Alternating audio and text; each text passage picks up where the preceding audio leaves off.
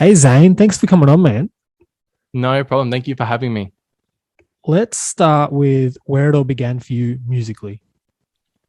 Well, music has always been a part of my life since I can remember. I grew up around dances in my family, and I was always like cutting the music for the dance performances and mixing things like that. And from that, I kind of grew a hobby into DJing. So then I started getting a lot into DJing, and I bought my first set of like turntables. And from that, I started doing some remixes, little mashups, and I always loved it. But then there was kind of a few years where I lost my passion for it and I went off to do other things like filmmaking. But writing has always been a part of my life. I was always writing rap lyrics, but I just looked at it like something I would do when I wanted some time to like have my therapy sessions with myself and let out my thoughts. But at the last year of my high school, I was going through a lot of shit and I was like, I need to get this out onto paper because if I don't know how I'm going to cope with it. So then I started properly rapping and writing raps. And it was just there, hid away. And then one day my friend overheard me writing and rapping. And they were like, bro, like you should actually record this. Like it sounds pretty decent. And I was like, really? Like, nah, it's just a hobby. Like, no, seriously, go out and do that and you will see something might come out of it. So that night I went home and I recorded it and I just found like a new passion for it. And ever since then, I've just been improving on my writing, improving on my rapping. But yeah, music's always been a part of my life one way or another. So it's led me here on a very roller coaster journey going from one thing to another. But I don't know. I feel like now I know that rapping was the right thing for me and I've stuck with it for like the last 5 years now. How was that transition from DJing to rapping? Um, I think I had a benefit being a DJ before I was a rapper because I already had some form of experience in terms of like mixing, mastering, and like all things production wise. But I found it a bit difficult with especially the Australian and like the Sydney scene in particular for rap.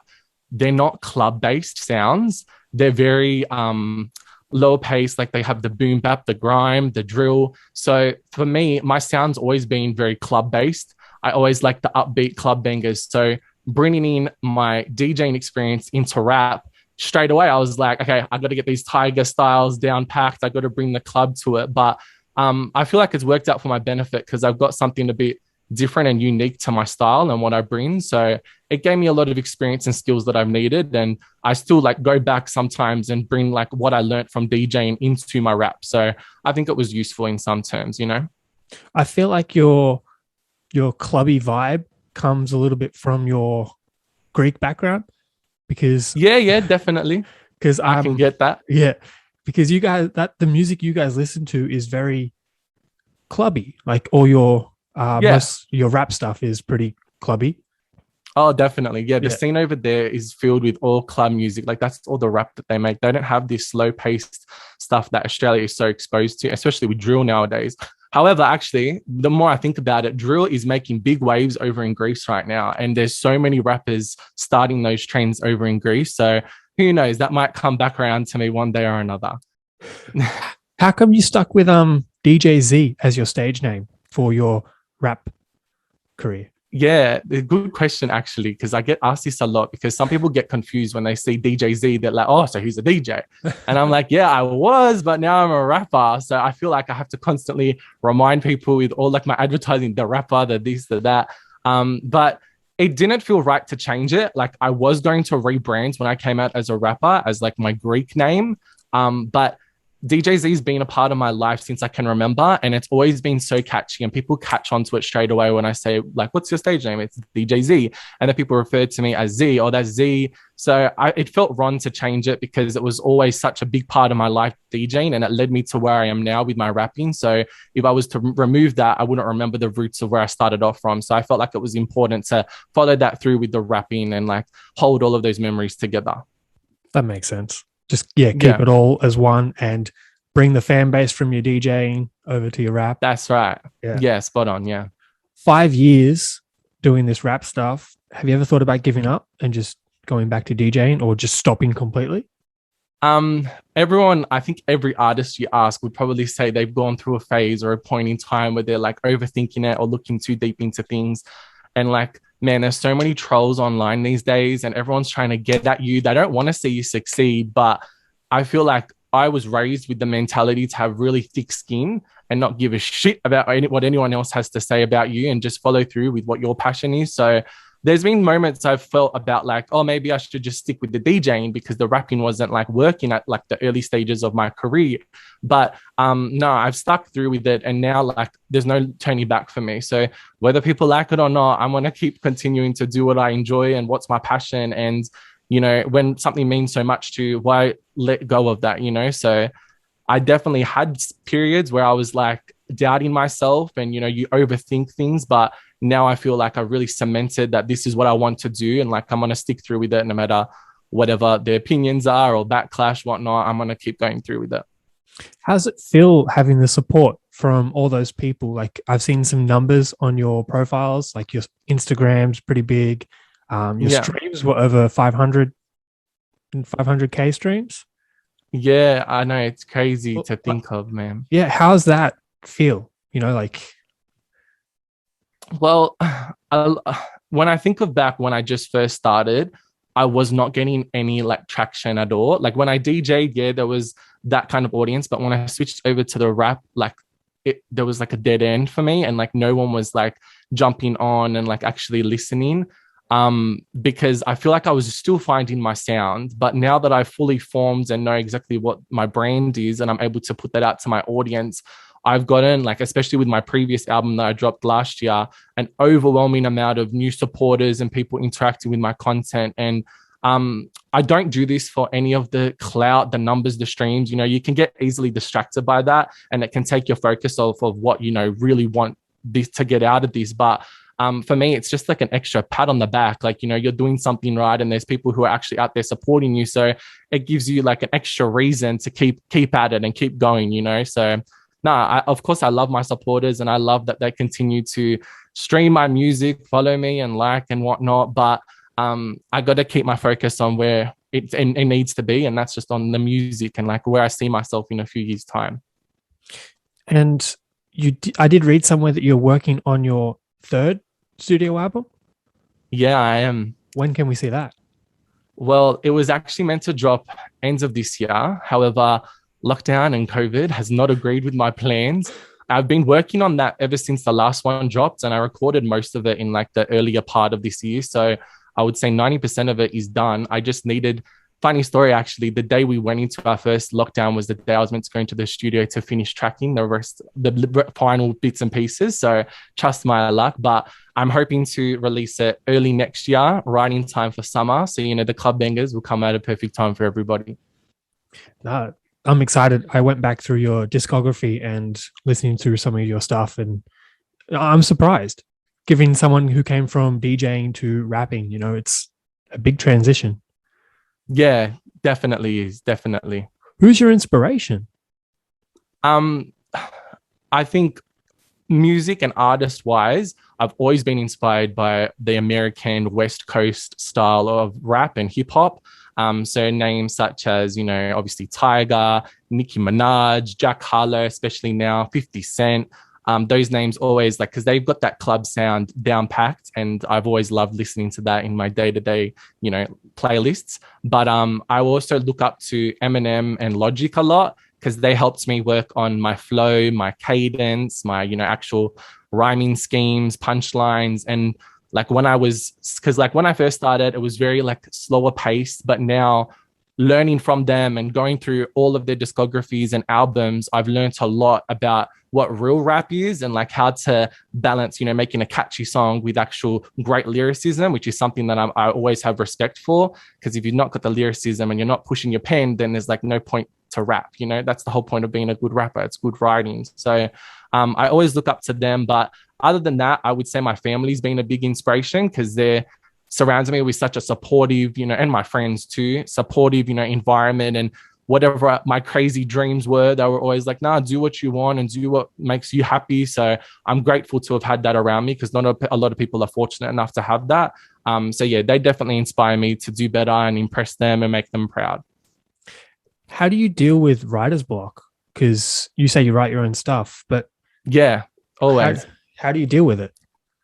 Um, to be completely honest with you, I haven't experienced it much, which watch next writing session. It'll be writer's block and I'll think back, why did you say that? But I just continue to like, I don't force writing. I'm not the type of person who likes to just sit down, okay, I'm going to write. It has to come naturally for me. So like whether it is like through voice memos or just like normal notes on my phone, I'm always writing down bars, punchlines, just melodies even. So there's only been a few stages where you feel like you're writing the same song and then you have to stop yourself and be like, okay, now it's getting a bit repetitive now. Like that's to get out of that, I've gone and tried completely different styles. So let's say if I'm doing something that's more trap based and then I'm making similar sounds and then all of the content sounds similar, I'm like, hold up. Let's go do something that's deep house, or let's go do something that's more R&B focused, because then you're getting your mind to play with different styles, and there's always different writing that comes with each genre and like style that you incorporate. So that's helped me to keep, pushing my pen, and no matter like what the mood is or like my day-to-day activities are, I'm still able to keep writing and keep that passion alive. But I feel like with this next album especially, the thing I'm most proud about it is it all came about so naturally, and I wrote a majority of it in like 1 month, and there's a lot of tracks on this one, and it just all came out so naturally. So I feel like it was all meant to be and things just fell into place. And when you've got that inspiration and you feel that you need to write, don't like stop yourself, go and let it out. Before you never know how long you've got that running for. It could end anytime, any day now, so you just gotta let it out, I feel. I feel like you'd be that crazy person walking around talking to their phone or like Oh man, mumbling bars away. I no shame though, bro, no shame. But nah, definitely. Even when I'm like working and stuff, people are looking at me like, "Is he all right?" But I'm like, "Nah, I got to get this out, man. If I forget this, I'm gonna like hate myself later on." Where does the best bars come from? The shower or at work or? Oh, the shower is actually the best place to write. And I'm not even kidding. There was actually a study on this. I don't know where it was from, but I read up on it because people were saying like, you got to be kidding me. Like, that's not legit. But I was like, no, there's research that says that with the water falling on your brain or on your head, it like it starts this like inspiration mode or something. I don't know exactly what was said, but I think I've written my best hooks and my best bars in the shower. And like one of the songs on this next project, the whole idea came about when I was just in the shower, thinking to myself. And as soon as I jumped out of the shower, had to record the whole demo, just freestyle, let it all out. And it happens. But I write at the most random of times. I could just be walking out on the street. I'm like in my bed about to go to sleep at 3 a.m. at night. And then something pops into my head and I have to get back up and write it down. So I don't know. It's nothing like forced. That's why I like to just let things happen naturally. And if the inspiration comes, then I got to let it out before I drive myself insane. And at what point would you say you've made it? You've been grinding for 5 years, but what's your point of making it?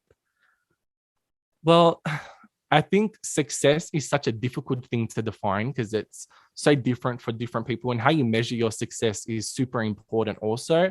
But I feel like I'm still always a work in progress, and no matter how much I evolve and continue to improve as an artist and a rapper, I feel like there's always going to be an area for improvement. So I don't like to see myself like this will be when I reach my peak, because there might be a higher point than that. So I feel like continuing to just work on my craft and like let more people join my journey will be something that's important to get to that point. But if I start to get recognition from people who I look up to or people in the scene that I have a lot of respect for, then that would just be that extra confidence again to keep pursuing it and keep at it. So I don't know. I hope to just keep expanding my audience and expanding my sounds and working with different artists. But I'm just on the journey for the fun of it, and seeing wherever it takes me, I'll be happy with that. If you got the opportunity to pack up and leave tomorrow to go to the States to pursue your music career, would you? Like drop everything, family, job? Well, I've spoken about this before, and I think with my sound being sounding so reminiscent of American hip hop, I think I would do much better in that kind of market, because it's still very new in Australia, and there's like this whole accent debate, right? About like whether you've got the full on Aussie accent or the American accent in your rap. And my sound is very American, and I'm not here denying that. So if I could do that and I would have money and still be able to, stand on my 2 feet and under a roof, for sure, I would go pursue that, because I really want this and I feel like it would do much better there. But I think it just depends on the situation and where my head's at that point. Because I can be spontaneous at sometimes and be like, nah, fuck it, I'm just gonna go for it. But sometimes I'm like, humble yourself or keep grounded and just stick at it. But no, I think that would be awesome. Who knows what could have come out of that if that actually happened. With the whole accent debate, I know that they're running the Kid Leroy through the mud about it all. It's just like, I don't want to, we can cut this out, but I don't want to, blacklist you. But how do you feel about it? Well, I think a lot of people are super judgmental at first when they hear an American influence. Like, I have a lot of friends in the scene who have experienced the same thing as me. Like, they've come out with a very American influence style. And then they've been like, oh my God, the amount of hate and negative criticism they've got from that, it can make someone want to stop what they're doing. But with me, my voice is naturally very Australian sounding. And I've also got a very Greek background. So like, I full wog. And with those two things together, it's like conflicting what my sound is. And like, I haven't really found one Australian fully Aussie accent that's like properly suited to my sound, because if I'm being completely honest with you, I don't feel like me putting on an Aussie accent is going to do any favors to what they actually want. It's like going against the whole debate itself, because then I'm being somebody who I'm not. Then I'm putting on a sound that I'm not, And when I rap, it's not putting on an American accent. It's just how it comes out and how I execute and like what my cadence is. So I feel like a lot of people read into it way too much. And especially with the Kid Leroy situation, like, yeah, like if you compare like his stuff from earlier days to now, it's like definitely changed a lot. But, if he's succeeding and he's doing well, like people should stop bringing people down when they're out there doing good for themselves, and instead uplift the community. And if people are got the talent there and they've got the skill and they're still respecting the scene and respecting their fellow creatives, then I don't think there's anything wrong with that. And until you know someone like actual like background and their genetic makeup and know like what's made their sound and like what family they've been growing up with, you can't judge them just based on, oh, you're this fake persona, like be true to yourself. And I'm sick of hearing that, because yes, sometimes it's when they're putting it on as a fake persona to get more clout or get more interaction. I don't believe in that shit, because I believe, you've got to be true to yourself and stay true to you. But personally, I feel like this is my voice. It's always been that way. You can look back from when I first started to now. My sound has never changed. It's always been the same. So yeah, take it or leave it. You know what I mean? Yeah. Speaking of then to now, how do you feel like you progressed from your 2019 revenge track to your recent Don't Rush? Oh, okay. A lot. Yeah. I hate listening back to my earlier stuff, but it was all part of the process. You know what I mean? And I'm grateful to have that discography still up there so I can listen back and like hear the improvement. But when I started out, I didn't really have any friends in the scene. I was a one like man act, and I was doing everything by myself. So like the mixing, the mastering, the promotions, everything. And I still am an independent artist, but since I started, I've had the opportunity to collab with a lot of different artists, especially around the Australia, Sydney, Melbourne scene. So from that, it's pushed my pen and made me work harder and improve on like my flow, my cadence, my writing. So I definitely think since that first track, I've evolved a lot more. And I think this next album is just going to be a testament to that. So yeah, I feel like if you're not evolving and if you can't look back and see a sense of improvement from each release that you've dropped, then you got to start to worry, because then, you're not going to make any difference. So no, I'm glad I can look back and say, it was a good start. I was just learning the bits and pieces of it, but now I feel like it's much more, I've cemented everything into the one like brand and what is DJZ. I do have to ask, what are these mukbangs and and how the hell did you get started on those? Listen, right. So being in lockdown, it makes you go a bit loopy and crazy, So me and my girl, Lady P, we were bored one night, and we've been on Face because we're really good friends in real life, and we found one another through music itself. But ever since we've been in lockdown, we've been on FaceTime calls with one another. And one night we were just thinking like, what can we do to like just have some fun and get some like people on our Instagram to just enjoy themselves. And we're like, why don't we do a mukbang? We both love eating, and I want to try some different varieties of foods. So it just came about like we wanted to do something different and fun. And come on, who doesn't love eating? And the things we're eating, that some of them are enjoyable, not the ones where she's putting like blood and like not telling me about it in it. That shit, nah. But yeah, we just wanted to have a little bit fun and do something different during lockdown because everyone feels so alone and bored during this time. So doing things like that, it's helped us stay connected and like our audiences keep connected with us at the same time. And other than mukbangs, what do you do when you're not being DJZ? So I'm actually a uni student. I'm in my third year of studying both a Bachelor of Law and a Bachelor of Media, and I'm Jesus. majoring in film production. So lots of things I'm doing when I'm not being DJZ. But and I also work part-time. So I keep myself very busy. But I love what I do. So I felt like if you really want it, you can balance all of those things out. And I'm grateful that I've been able to find that balance and keep myself, on track with everything. But yeah, I like to keep myself busy and my mind's always floating from one thing to another. So if I was just doing the one thing, I think I would get bored of it. So it's good to have like the differentiation between my degree and like my rapping, DJing, and then my jobs. At least you have a backup. I know a lot of people who just go, "This, I'm gonna rap," and that's it. Yeah. Like, Nah, I got my backup there. Thank God for that. But fingers crossed everything works out with the rapping. But in case of that, I'm making sure I've got that plan B set for me. how do you find time between your family life? I'm not sure if you have a girlfriend or anything, but uni, Nah, not like, the moment, ladies. Nah, I'm just kidding. he's single. Yeah, ready? Nah, just kidding. Well, not in this lockdown. Like, how do you find time? Well, Or better question is, how do you balance it all? I think you just got to be really organized, and that's something that I like nailed down when I was really younger. And I think I have my parents to thank for that because they always made sure I was on top of everything, whether it was just like when I was starting out with school and like my HSC and stuff. But I only know doing because like I started rapping and like a year or two before I finished off high school. So all I know is doing uni and also doing music on the side. So I'm just so used to it now and it's become part of my routine. So I know how to juggle them both really well and keep on track of everything. So yeah, I think it's just part of my routine and I've adjusted to it. So I don't really have like, yeah, of course, there's some stages where you're like, oh, there's a lot going on right now when I've got like a single dropping or like a lot of like interaction that I have to keep up with. But if you love it, then you'll make sure you keep it on track. Yeah. Yeah. If you could tell your younger self anything, what would it be?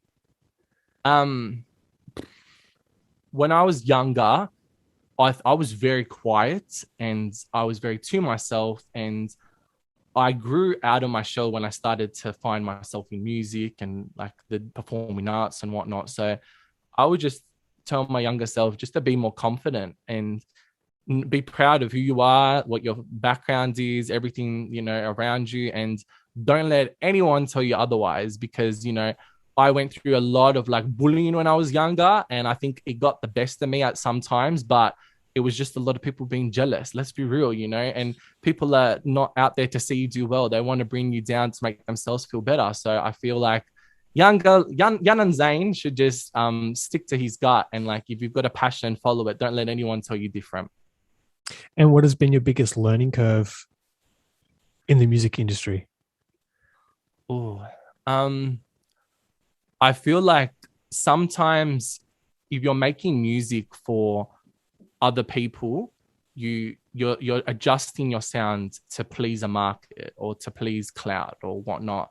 I feel like both in my personal life and through music, I've learned to trust myself a lot more and not like overthink things or look too far into it and just let what be. So yeah, I think even in my daily life, I overanalyze every single detail, every situation. I'm a real perfectionist, and when things don't go to plan, sometimes like I get really agitated, and I wish things went a different way. But through my music and seeing how some things work, some things don't, some things are responded to well, some things aren't. It's made me like reconsider like how my out view is on life. Just if things work, great. If they don't, that's okay. But like try again, instead of like dwelling on that bad situation. So yeah, I think I'm less of a perfectionist now, just more making sure I'm doing the best job that I can. Oh, that's good. I do have a bunch of questions for your fans to get to know you a little bit better. I asked everyone the exact same questions. So if you get stuck on them, that's cool. I'll let you know. Here's my hardest one I get all the time. Everyone's like, oh, that's a hard one. What's your favorite food? Oh, God. Who doesn't love food? As I just said before with the bloody mukbangs. I love my pasta. Any type of pasta is beautiful. Yeah, pasta probably. And definitely like Greek, anything Greek food. I know I'm biased because I'm Greek, but I love me some Greek food. Ooh, anything Greek, my souvlaki. Oh, yum. Who doesn't love Greek food? Come on, man. You love your Greek food, don't you? Yeah. I used to work in a Greek Yeah. restaurant. So there you have it, guys. Exactly. A right guy to be talking to, eh? PlayStation or Xbox? Oh God, everyone's gonna come for me. Xbox. Yeah. Just because I grew up with Xbox, that's why. It's the forever debate. Yeah, I know it is, eh? Netflix or Disney Plus?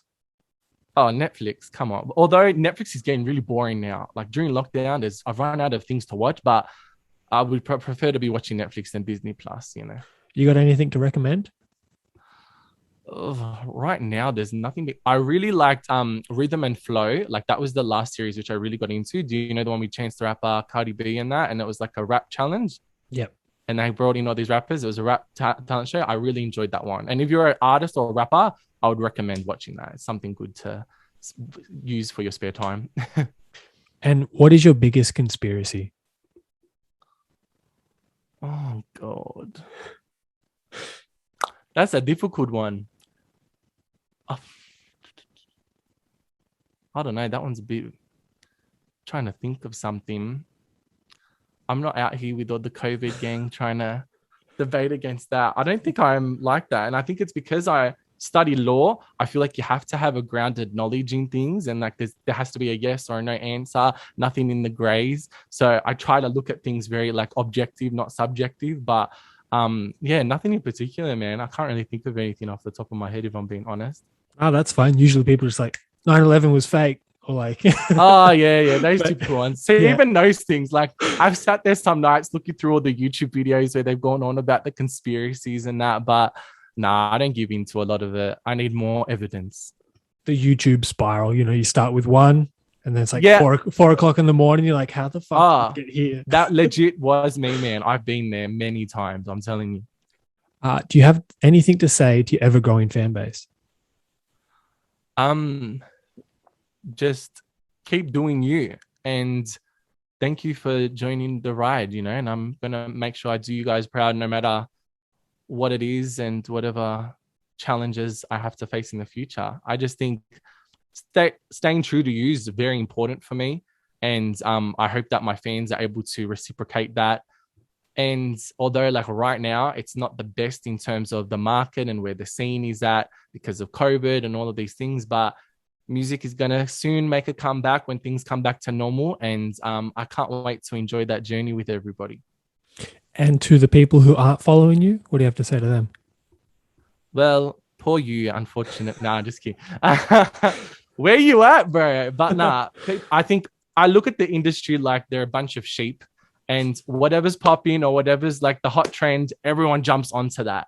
And if people are giving like good criticism and good comments, people jump on that too. But if there's bad, like negative criticism, everyone's like, oh yeah, they're horrible.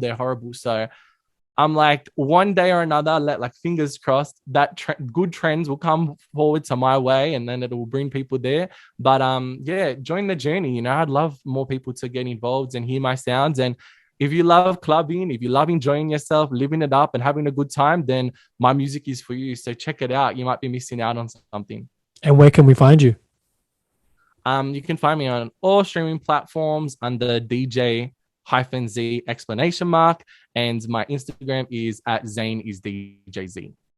Or just in the description. I ask everyone that, but in the description. or just below. Yeah. You're making me do the hard work. It's all right, bro. Exactly.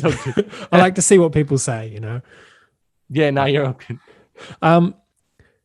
DJ Z, Thanks so much for coming on, man. No problem. I appreciate you having me.